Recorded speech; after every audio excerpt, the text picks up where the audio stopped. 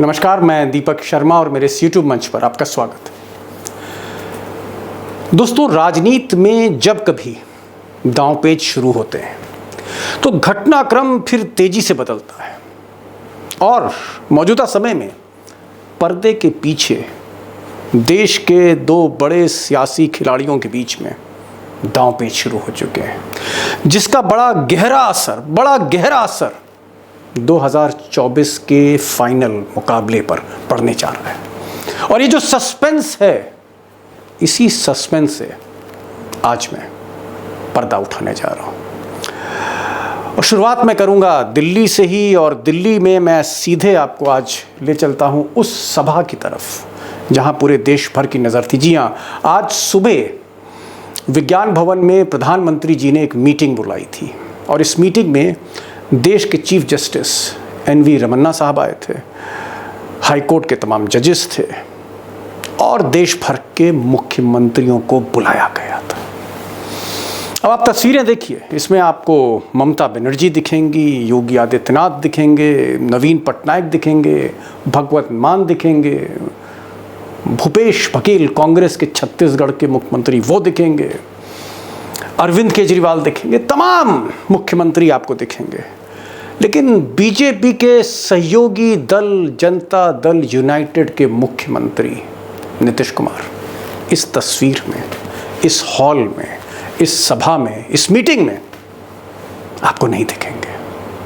अब ये जो बहुत अहम मीटिंग थी, इसका न्योता मोदी सरकार की तरफ से नीतीश बाबू को बहुत पहले जा चुका था, इनविटेशन जा चुका था, सहमति भी हो गई थी और नीतीश बाबू को आज आना था और ये भी उम्मीद थी कि उनकी प्रधानमंत्री मोदी के साथ एक अलग से मुलाकात भी होनी थी। लेकिन नीतीश बाबू के पास लगता है मोदी जी के लिए अब समय नहीं, क्योंकि ये मैं इसलिए कह रहा हूं कि पिछले 7-8 दिन में उनके पास समय ही समय है नीतीश बाबू के पास, लेकिन वो समय तेजस्वी के लिए है। यानी तेजस्वी यादव के लिए समय ही समय है। 3-3, 4-4 बार मुलाकातें हो रही हैं 7-8 दिनों में, लेकिन मोदी जी के लिए समय नहीं। अब दोस्तों, मोदी और नीतीश के बीच जो ये रिश्ते धीरे धीरे तल्ख हो रहे हैं, आज इसी पर मैं एक बड़ी खबर ब्रेक करने जा रहा हूँ। और इस वीडियो में मैं आपको बिहार से कुछ एक्सक्लूसिव रिपोर्ट भी दिखाऊंगा। मैं वो नया पैतरा, नीतीश कुमार का वो नया पैतरा, उस पर भी खुलासा करूंगा जो बीजेपी और जेडीयू के ना सिर्फ रिश्तों पर गहरा प्रहार करने जा रही है, बल्कि देश के राजनीतिक समीकरणों को भी बदलने जा रही है। तो आज का वीडियो वाकई बहुत इंपॉर्टेंट है, बने रहिएगा आखिर तक। खुलासा वाकई आपको चौंकाएगा। अब दोस्तों, नीतीश कुमार बिहार विधानसभा में बिहार में क्या धमाका करने जा रहे हैं, इस पर मैं आऊँगा। और इस धमाके का, इस नए पैंतरे का बीजेपी पर क्या असर होगा और राष्ट्रीय राजनीति पर क्या असर होगा, उस पर भी मैं आऊँगा। लेकिन मैं फिर से प्रधानमंत्री की जो मीटिंग है आज की, उस पर मैं इसलिए आना चाह रहा हूँ क्योंकि कई हफ्ते पहले केंद्र सरकार की तरफ से न्योता गया था नीतीश कुमार को। नीतीश कुमार ने सहमति दे दी थी, उनको आना था, लेकिन एन वक्त पर पांव पीछे खींच लिए। अब एम्बैरेसमेंट इसलिए है मोदी जी का क्योंकि विपक्ष के मुख्यमंत्री मोदी जी के सामने बैठे हुए हैं। ममता जी बैठी हैं, केजरीवाल बैठे हैं, नवीन पटनायक बैठे हैं, भगवत मान बैठे हैं, छत्तीसगढ़ के कांग्रेस के मुख्यमंत्री भूपेश बघेल बैठे हैं। लेकिन सहयोगी दल जिस सरकार में मोदी जी हैं और जेडीयू हैं, नीतीश हैं, वो नीतीश वहाँ पर नहीं है। ये थोड़ा सा एम्बैरेसमेंट था मोदी जी के लिए। अब सवाल इस बात का है कि कुछ लोग पटना में ये कह रहे हैं कि साहब नीतीश जी को आज बिहार में पूर्णिया ज़िले में एक इथेनॉल के प्लांट पर जाना था उद्घाटन करने के लिए, इस वजह से वो दिल्ली नहीं गए। अब सवाल ये है कि इथेनॉल का प्लांट जो नीतीश कुमार के अंडर में है, नीतीश कुमार वहाँ के मुख्य अतिथि जब चाहे अपने प्रदेश में डेट आगे पीछे कर सकता है, वो कर सकते थे और दिल्ली आ सकते थे और दिल्ली में उनकी मुलाकात भी तय थी, लेकिन वो नहीं आए। दरअसल वो मोदी से मिलना ही नहीं चाहते थे। अब सवाल इस बात का है कि पिछले 7-8 दिनों में आप देखिए, 22 तारीख को वो राबड़ी जी के यहाँ गए, राबड़ी देवी के यहाँ, और काफ़ी देर उनकी तेजस्वी से बात हुई। और फिर 28 तारीख को जब जेडीयू की इफ्तार पार्टी हुई तो नीतीश बाबू ने फिर तेजस्वी को बुलाया। तेजस्वी अपने भाई तेज प्रताप के साथ आए, उनका इस्तकबाल किया, उनके साथ तस्वीरें खिंचाई और बाकायदा तेजस्वी को छोड़ने नीतीश जी गए। और अगले ही दिन यानी 29 अप्रैल को जीतन राम मांझी के यहाँ जब इफ्तार पार्टी हुई तो वहाँ पर नीतीश पहुँचे और फिर तेजस्वी पहुँचे, और तेजस्वी और नीतीश जी की फिर मुलाकात हुई, फिर भेंट हुई, फिर बातचीत हुई। यानी आप कह सकते हैं 7-8 दिन में 3-3 बार नीतीश जी तेजस्वी से मिले। तो कहाँ तो तेजस्वी के साथ या तेज प्रताप के साथ या राबड़ी जी के साथ 5 साल तक मुलाकात नहीं थी, और कहाँ हफ्ते में 3-3 बार मुलाकात, और उधर प्रधानमंत्री के लिए समय नहीं है।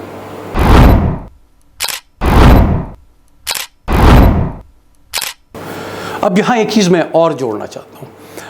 22 तारीख को जब नीतीश कुमार 5 साल के बाद पहली बार तेजस्वी से मिले, राबड़ी देवी से मिले, तेज प्रताप से मिले, लालू परिवार से मिले, उसके अगले दिन यानी 23 अप्रैल को अमित शाह, केंद्रीय गृह मंत्री भाजपा के चाणक्य, इनको पाटलिपुत्र पटना आना था बिहार दौरे पर। अब प्रोटोकॉल के अनुसार नीतीश बाबू एयरपोर्ट पर तो पहुंच गए गुलदस्ता लेके, लेकिन उन्होंने अमित शाह से कोई बातचीत नहीं करी, कोई बैठक नहीं हुई।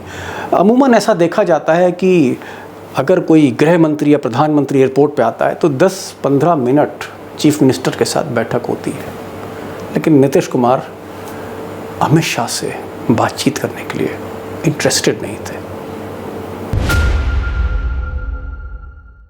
अब दोस्तों, कहानी तो आपको समझ में आ रही होगी और बिहार की मुझे वो रिपोर्ट भी आपको दिखानी है, लेकिन ये कहानी गड़बड़ क्यों हुई, ये कहानी यहाँ तक पहुँची क्यों, ये तलखी और ये तल्ख रिश्ते, इसकी नौबत क्यों आई कि जो मोदी और नीतीश साथ साथ बैठकर एक मैसेज दे रहे थे बिहार में, वो आज थोड़ा सा जुदा जुदा क्यों है।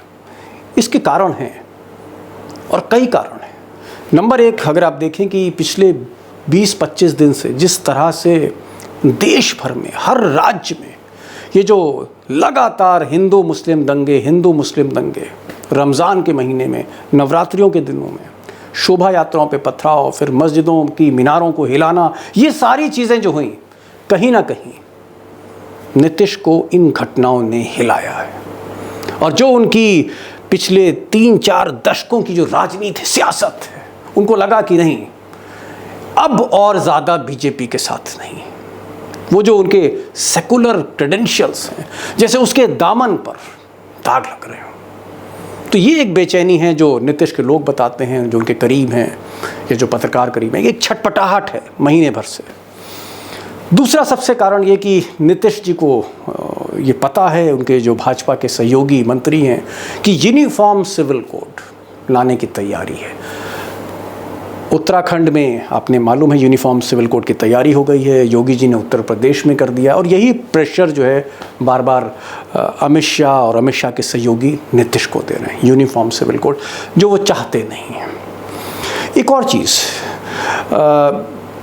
बीजेपी और खासकर अमित शाह फिर से सीए का रिवाइवल करना चाहते हैं, एनआरसी का रिवाइवल करना चाहते हैं, और नीतीश को लगता है कि अगेन जो उनकी जो राजनीति है, जिस तरह की वो राजनीति करते हैं, एक बहुत बड़ा तबका जो उनके साथ है मुस्लिम, वो कहीं ना कहीं नाराज होगा।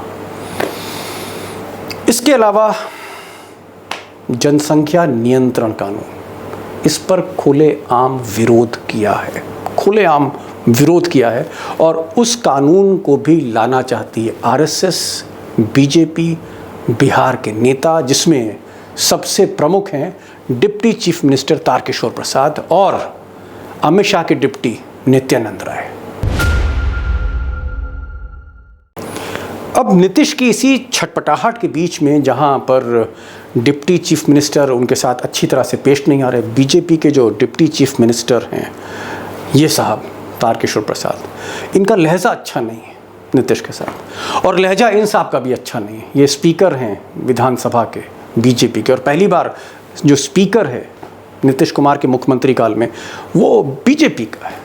तो परेशानी स्पीकर से भी, लेकिन इससे बड़ी परेशानी इन साहब से, ये है नित्यानंद राय। जैसे टेनी महाराज उत्तर प्रदेश के गृह राज्य मंत्री हैं, ऐसे नित्यानंद राय वो भी खासम खास हैं अमित शाह के। और अमित शाह नित्यानंद राय को हवा दे रहे हैं, और नित्यानंद राय बार बार बिहार जाते हैं और कहीं ना कहीं असर्ट करते हैं, कहीं ना कहीं ऐसे बयान देते हैं जो नीतीश पर बुरा असर डालते हैं। और ये भी कहा जा रहा है, जो नित्यानंद राय के चेले हैं, कि अगला मुख्यमंत्री कौन? नित्यानंद राय, नित्यानंद राय। तो परेशानी जो है वो इन साहब से भी है। यानी कुल मिलाकर जो छटपटाहट है नीतीश की, जो बेचैनी है।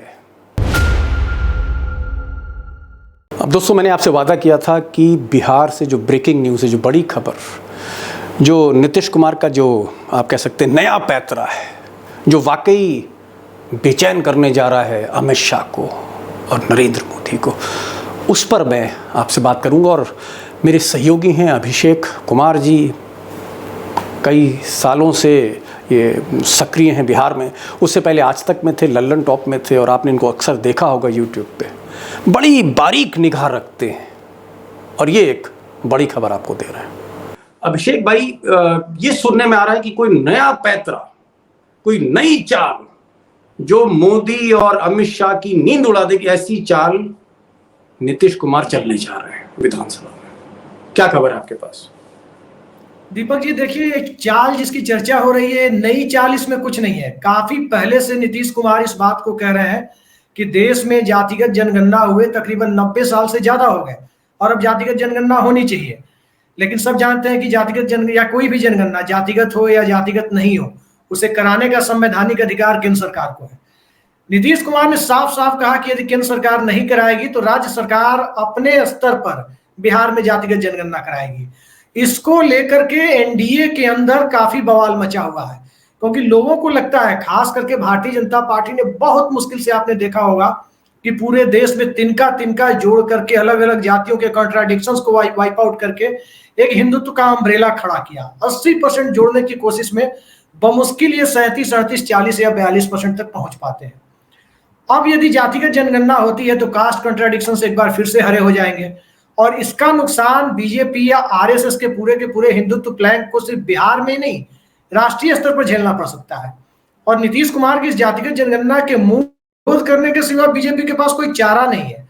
तो मोटे तौर पर यही लगता है, कुछ दिनों के घटनाक्रम को भी यदि आप देखें, कि तेजस्वी यादव से नीतीश कुमार की मुलाकात हाल फिलहाल बैक टू बैक 2-3 मुलाकातें होती है।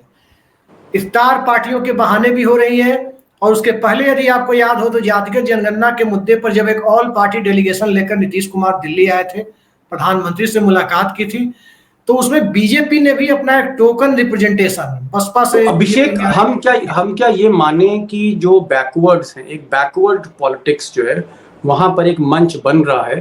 क्योंकि हमने देखा था कि जो आप कास्ट सेंसस की बात कर रहे हैं, कास्ट सेंसस एक ऐसा कॉमन फैक्टर था जहां तेजस्वी और नीतीश कुमार दोनों दिल्ली गए, साथ मंच पर दिखे, मोदी से मिले, और ये जो एक कॉमन फैक्टर है ये इस रिश्ते को और सीमेंट कर सकता है। तो आपको क्या लगता है कि एक बैकवर्ड पॉलिटिक्स जो है वो बीजेपी पे अब भारी पड़ने वाली है? देखिए, बैकवर्ड पॉलिटिक्स बीजेपी पर इस तरह से भारी पड़ सकती है, क्योंकि बीजेपी को आप देखें तो उत्तर प्रदेश को छोड़ दे तो अधिकांश राज्यों में बीजेपी की कमान बैकवर्ड नेताओं के हाथ में है, ओबीसी नेताओं के हाथ में है। लेकिन बीजेपी पर यह आरोप लगता रहा है कि यहां पर पिछड़े वर्गों का हित सधता नहीं है, बड़ी मुश्किल से हिंदुत्व की लाइन पर ये वोटरों को रख पाते हैं। लेकिन कास्ट सेंसस के बाद जब रियलिटी सामने आ जाएगी, सोशल स्ट्रेटिफिकेशन किस तरह का है, किस कम्युनिटी में किस तरह का है, वो सामने आएगा, तो फिर इसे रोकना मुश्किल होगा। एक जाति विशेष का चेहरा आप रख दें, उस कम्युनिटी को जोड़ सकते हैं, लेकिन पूरे के पूरे बैकवर्ड को या पूरे के पूरे अपर कास्ट को उसके पीछे नहीं दौड़ा सकते। एक छोटा सा एग्जाम्पल ले लीजिए, उत्तर प्रदेश में कहा जाता है कि ब्राह्मण जनरल कैटेगरी में सबसे ज्यादा है। बिहार में जनरल कैटेगरी की पॉलिटिक्स घूम फिर कर भूमिहार समाज के हाथ में चली जाती है। लेकिन कल को यदि ओबीसी की बात हम एक तरफ रख के भी बात करें तो जनरल कैटेगरी में कोई और समीकरण नजर आता है। तो क्या योगी आदित्यनाथ की स्वीकार्यता जनरल में पहले की तरह रह जाएगी, या बिहार में बीजेपी आरएसएस की जो कमान है जाति विशेष के हाथ में वो पहले की तरह रह पाएगी? तो सवाल ये मंडल पॉलिटिक्स का ही नहीं है, सवाल ये community within community, caste within सब का, कास्ट विद इन कास्ट और सब कास्ट तक चली जाएगी, पूरा का पूरा दरक जाएगा हिंदुत्व का नैरेटिव। अगर आप ये मानते हैं अभिषेक जी, अगर जिस तरह से आज भी नीतीश कुमार ने अवॉइड किया दिल्ली आना, इसका मतलब उनके मन में कुछ चल रहा है, बार बार वो तेजस्वी से मिल रहे हैं। अगर ये जातिगत जनगणना को लेकर वो ऑर्डिनेंस लाते हैं तो आपको क्या लगता है इसका प्रभाव सीधे तौर पर 2024 में मोदी की राजनीति पे क्या पड़ने जा रही है? निश्चित तौर पर नरेंद्र मोदी की राजनीति पर तो इसका असर पड़ेगा। असर इस लिहाज से भी पड़ेगा कि नरेंद्र मोदी, एक तो 10 साल की एंटी इनकम्बेंसी, 10 साल सत्ता में पूरे हो जाएंगे। दूसरा, नीतीश कुमार को साथ लेकर के बीजेपी ने क्या किया है 2019 के लोकसभा चुनाव में बिहार में, ये सबने देखा है। तीसरा, भारतीय जनता पार्टी को लेकर के जिस प्रकार की धारणा एक अर्बन मिडिल क्लास में बन गई है, उसका भी कहीं ना कहीं नुकसान दिखेगा। और चौथा, नीतीश कुमार को मुख्यमंत्री पद पर बनाए रखकर यदि कम से कम 2024 के लोकसभा चुनाव तक के लिए ही सही, विपक्ष बहुत बड़ी बाजी खेल सकता है बिहार में। आप देखिए, हिंदी हार्टलैंड का, हिंदी भाषी भारत का कौन सा चेहरा है जो नरेंद्र मोदी को चैलेंज कर सकता है किसी भी पॉलिटिकल पार्टी में? कोई दिख रहा हो तो बताइए। एक चीज और पूछना आपसे मैं चाह रहा था कि ये जिस तरह की जो इस वक्त राजनीति हो रही है, अभी उपराष्ट्रपति, राष्ट्रपति का चुनाव है और उसमें भी जेडीयू एक सहयोगी दल है, राज्यसभा का भी चुनाव है बहुत करीब पे। ये जो चुनाव होंगे तो क्या उसमें भी कोई नीतीश खेला कर सकते हैं मोदी के साथ, कोई झटका दे सकते हैं बीजेपी को? देखिए, राज्यसभा में लंबे समय के बाद बिहार में एक ऐसा गणित बना है, जिस प्रकार का गणित आप अक्सर झारखंड में देखते रहे कि झारखंड में राज्यसभा की दूसरी सीट के लिए कोई पूंजीपति पहुंच तरह का खेला होता है और दलीय कैंडिडेट हार जाते हैं। बिहार में बिल्कुल यही हालात बने हैं, क्योंकि 5 सीटें इस बार राज्यसभा के लिए बिहार से चुनी जानी है। 41 विधायक, प्रथम वरीयता के वोट 41 विधायकों के वोट चाहिए एक कैंडिडेट को, और बीजेपी के पास 77 है। और 77 में भी बताया जा रहा है कि तकरीबन 2.5 दर्जन ऐसे एमएलए हैं जो प्रो नीतीश फैक्शन, यानी कि संजय जायसवाल और नित्यानंद राय का जो एलिवेशन है, उनको जिस प्रकार से ऊपर चढ़ाया जा रहा है, उससे नाराज है। कई लोग इसे सुशील मोदी फैक्शन भी कहते हैं, उससे नाराज भी है। और कांग्रेस और लेफ्ट के एमएलए की संख्या 35 है, यानी केवल 6 वोटों की जरूरत है। तो ऐसे में बिहार में ऐसा तो होगा नहीं कि कांग्रेस और लेफ्ट पार्टियां संयुक्त रूप से कोई कैंडिडेट ना दे, अपने वोटों को यूं ही जाया करें और निर्विरोध चुनाव हो जाने दे। ये गुंजाइश आपको लगती है क्या? कम से कम मुझे तो नहीं लगती। अंतिम सवाल, क्या वाकई बिहार, क्योंकि आप एकदम हथेली की तरह जानते हैं, उतने सालों से आप उस पर फोकस हैं और कई खबरें आप बिहार की ब्रेक करते रहते हैं, क्या वाकई जमीन पर पटना में आपको एक छटपटाहट दिखती है बीजेपी के खेमे में और जेडीयू के खेमे में, और ऐसा लग रहा है आपको कि रास्ते थोड़े से अब अलग अलग होते आपको दिख रहे हैं? संक्षेप में, मेरा अंतिम सवाल है और संक्षेप में जवाब चाहता हूँ। संक्षेप में, लेकिन इसके 2 जवाब मैं दूंगा। एक ये राष्ट्रीय जनता दल के परिप्रेक्ष्य में और दूसरा बीजेपी के परिप्रेक्ष्य में। राजद के लोग पिछले 1.5-2 सालों से, जब से विधानसभा का चुनाव हुआ है उसके 2-3 महीने बाद से ही इंतजार कर रहे हैं कब नीतीश कुमार उनके साथ आए। सारे लोग मान रहे थे, तेजस्वी यादव नहीं मान रहे थे, लेकिन जब से नित्यानंद राय का नाम सामने आया है, उन्हें अपने यादव वोट बैंक पर डाका डलता हुआ दिख रहा है। तो एक ये कारण है कि तेजस्वी यादव भी मान रहे हैं। दूसरा, भारतीय जनता पार्टी के अंदर एक खेमा है जिसके अंदर बेचैनी है। ये क्लियर कर दीजिए दर्शकों को कि नित्यानंद राय दरअसल नित्यानंद राय यादव है, ये आप थोड़ा क्लियर कर दीजिए। यादव है, नित्यानंद राय यादव नहीं है। बाकी जो बिहार के बाहर के जो दर्शक है हमारे, जी नहीं, वो यादव समाज से आते हैं नित्यानंद राय जी, और बिहार में बहुत बड़ा वोट बैंक है, तकरीबन 12.5-13% का वोट है। और दूसरी बात है बीजेपी के परिप्रेक्ष्य से। बीजेपी के अंदर 2 धड़े हैं। एक धड़ा सुशील कुमार मोदी का है, उनके सीरीज ऑफ ट्वीट्स आप देख सकते हैं जो 3-4 दिनों पहले उन्होंने रात में किए थे। उससे साफ साफ स्पष्ट है कि बिहार भाजपा की नई टीम से, नित्यानंद राय वाली टीम से वो खुश नहीं है। लेकिन एक दूसरा धड़ा भी बिहार भाजपा का है जो चाहता है कि चाहे नीतीश कुमार से छुटकारा पाना हो तो जल्दी पा लिया जाए। लेकिन अब लगता है कि छुटकारा पाने की जल्दी में भाजपा से ज्यादा नीतीश कुमार है। आखिर प्रधानमंत्री की मीटिंग में वो क्यों नहीं गए? जी सवाल। तो बहरहाल आज आपने देखा कि किस तरह से नीतीश कुमार की छटपटाहट बढ़ रही है और नीतीश कुमार के साथ साथ बेचैनी जो है छटपटाहट जो है वो नरेंद्र मोदी और अमित शाह की भी बढ़ रही है। और यहाँ मैं एक चीज़ आपसे कहना चाहता हूँ कि नरेंद्र मोदी दिल से चाहते हैं कि नीतीश कुमार कम से कम 2024 तक यानी और 2 साल तक उनके साथ रहें, सो दैट नीतीश कुमार की छवि का फ़ायदा बीजेपी उठाए बिहार में, ज़्यादा से ज़्यादा सीट बटोरे जैसे 2019 में बटोरी थी।